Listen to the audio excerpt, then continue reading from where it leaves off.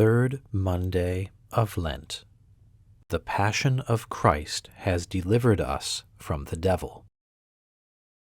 Our Lord said, as his passion drew near, "Now shall the princes of this world be cast out, and I, if I be lifted up from the earth, will draw all things to myself."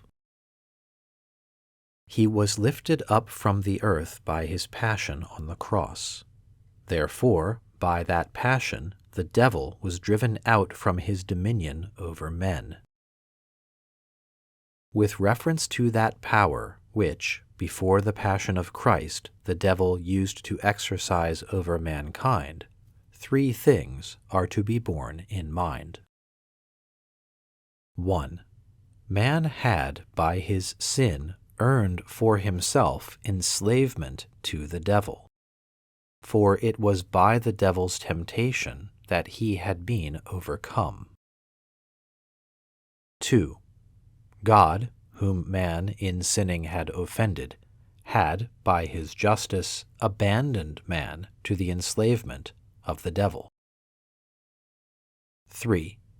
The devil, by his own most wicked will, stood in the way of man's achieving his salvation.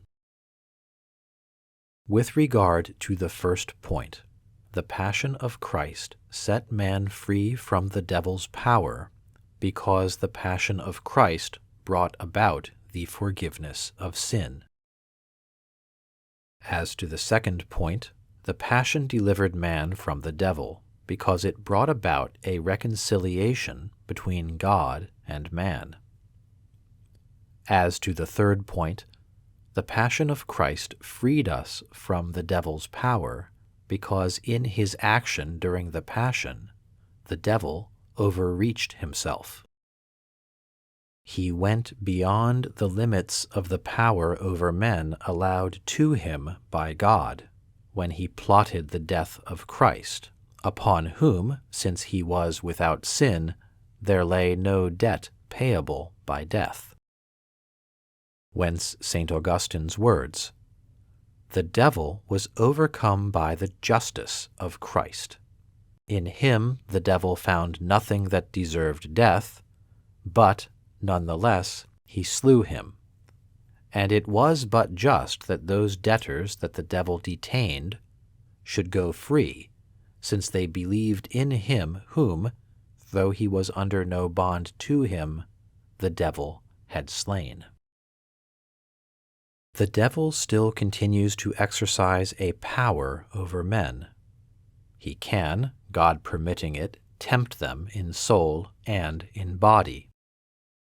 There is, however, made available for man a remedy in the Passion of Christ, by means of which he can defend himself against these attacks, so that they do not lead him into the destruction of eternal death. Likewise, all those who before the Passion of Christ resisted the devil had derived their power to resist from the Passion, although the Passion had not yet been accomplished. But in one point none of those who lived before the Passion had been able to escape the hand of the devil. Namely, they all had to go down into hell, a thing from which, since the Passion, all men can, by his power, defend themselves. God also allows the devil to deceive men in certain persons, times, and places, according to the hidden character of his designs. Such, for example, will be Antichrist. But there always remains, and for the age of Antichrist too, a remedy prepared for man through the Passion of Christ, a power of protecting himself against the wickedness of the devils. The fact that there are some who neglect to make use of this remedy does not lessen the efficacy of the Passion of Christ.